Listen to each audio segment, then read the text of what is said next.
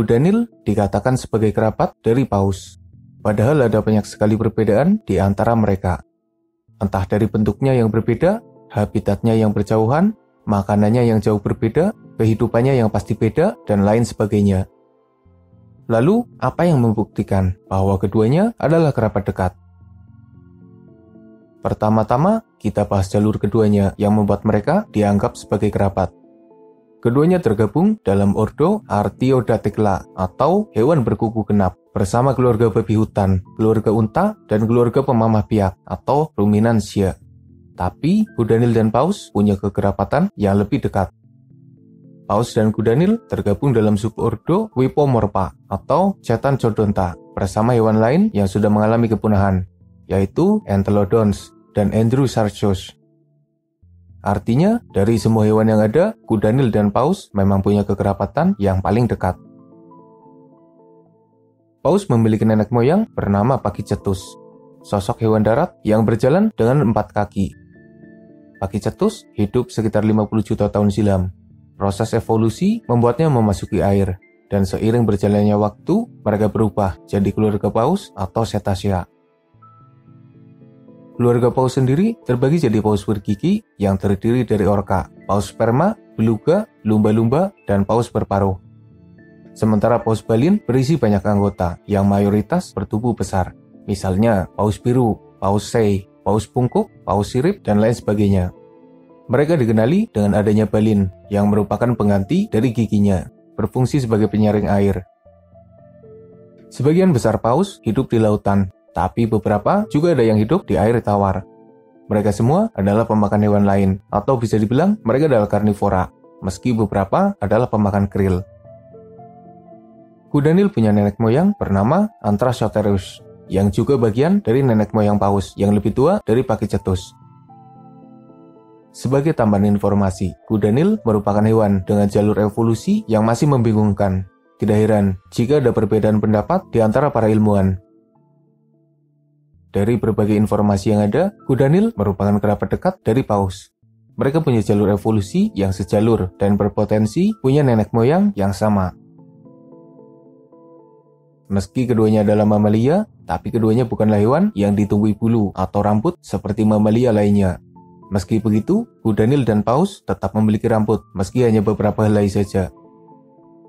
Kuda Nil biasanya ditumbuhi rambut pada bagian mulut dan telinga, sementara paus biasanya ditumbuhi rambut di bagian kepalanya.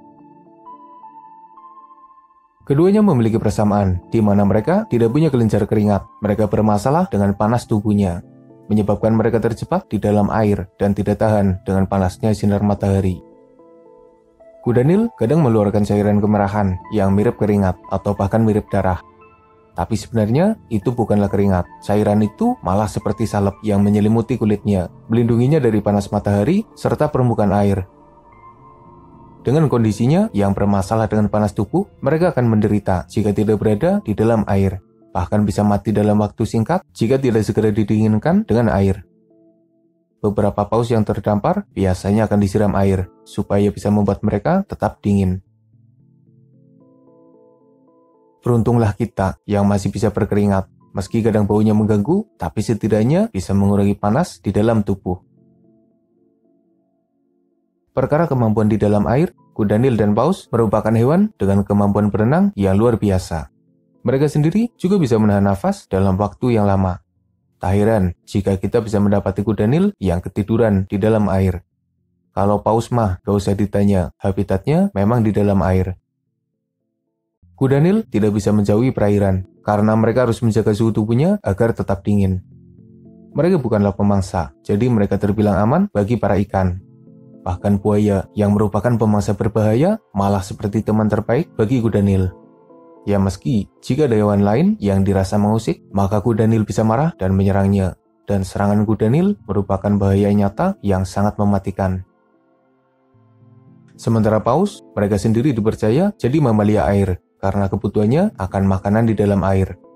Nenek moyangnya turun ke lautan demi berburu mangsa, hingga akhirnya mereka jadi lupa daratan. Paus balin yang berukuran besar biasanya memburu hewan kecil, sebut saja krill. Mereka bisa memakan krill dalam jumlah yang sangat banyak. sementara paus bergigi memburu mangsa yang lebih besar mengandalkan gigitannya. Dan orca atau paus pembunuh adalah pemangsa paling berbahaya yang ada di lautan. Mereka adalah raja lautan yang sesungguhnya dan tidak ada pesaing yang sebanding dengannya. Kehebatan para paus juga disebabkan karena kemampuannya di dalam air. Mereka adalah perenang yang hebat dan bahkan bisa menjangkau laut dalam dengan tekanan air yang kuat.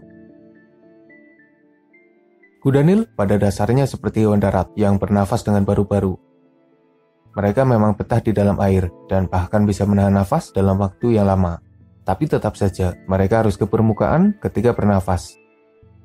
Hal serupa juga dialami oleh para paus. Mereka yang masih saja sering disebut sebagai ikan paus itu sebenarnya bukanlah ikan. Paus adalah mamalia yang bernafas dengan paru-paru. Mereka harus ke permukaan ketika mengambil nafas. Keduanya memiliki sistem pernafasan yang mirip dan mereka betah di dalam air seperti mamalia air lainnya. Mereka juga mengalami permasalahan serupa, di mana ada kalanya harus mengambil nafas di permukaan, menyebabkannya tidak leluasa di dalam air karena memiliki batas waktu. Tapi meski keduanya bernafas dengan paru-paru, toh mereka masih bisa tidur di dalam air. Cara tidurnya juga unik, mereka tidak pernah tidur dengan nyenyak, karena bisa saja mereka mati tenggelam jika terlalu lama tidur dan lupa menghirup udara. Karena mereka mamalia, maka keduanya melahirkan anak, dan mereka melahirkan anaknya di dalam air. Yang artinya, sejak lahir, anaknya memang sudah familiar dengan air. Keluarga paus memang semuanya melahirkan di dalam air, dan bayi mereka bisa langsung berenang. Kuda Nil juga melahirkan di dalam air, meski sebenarnya mereka bisa saja melahirkan di daratan. Keduanya menyusui anaknya, dan biasanya dilakukan di dalam air. Mereka adalah sosok yang unik dan mengagumkan. Bahkan sejak lahir, mereka tetap saja mengagumkan. Jika kita melihat bentuk tubuhnya, ada beberapa persamaan di antara mereka, khususnya ketika berada di dalam air. Meski kuda Nil punya kaki dan paus hanya punya sirip, tapi para ilmuwan meyakini bahwa sirip yang ada di tubuh paus sebelumnya adalah kaki mereka, yang karena proses evolusi berubah jadi sirip. Selain penampilannya yang agak mirip, dimirip-miripin aja lah. Keduanya juga punya kerangka yang unik, di mana tulangnya tebal dan besar. Dengan tulang yang tebal, tentu menambah berat tubuhnya, menyebabkannya bisa leluasa menyelam ke dalam air. Tak heran jika paus sperma bahkan bisa memasuki laut dalam. Tapi karena tulangnya berat, menyebabkan kuda Nil agak terbebani ketika ada di daratan. Apalagi tubuhnya juga besar. Kalau paus mah ditaruh di daratan malah bisa remuk tubuhnya, karena beban tubuhnya tidak mampu ditopang oleh kerangka tulangnya. Sejauh ini, itulah informasi yang bisa menguatkan pendapat mengenai kekerabatan antara paus dan kuda Nil. Mereka punya jalur evolusi yang sama menuju nenek moyangnya. Mereka punya rambut meski jumlahnya minim. Mereka tidak punya kelenjar keringat. Mereka jago di dalam air. Mereka bernafas dengan paru-paru, menyebabkannya harus menuju ke permukaan ketika menghirup udara. Mereka melahirkan di dalam air, dan anaknya bisa beradaptasi dengan baik di dalam air. Mereka punya tulang tebal dan penampilan yang mirip. Jika kamu punya tambahan informasi yang menguatkan kekerabatan paus dan kuda Nil, kamu bisa berkomentar. Atau jika kamu tidak setuju dengan kekerabatan mereka, maka kamu bisa menuliskan informasi yang membantah kekerabatan mereka. Semoga bermanfaat. Makasih udah nonton. Mohon maaf jika masih banyak kesalahan.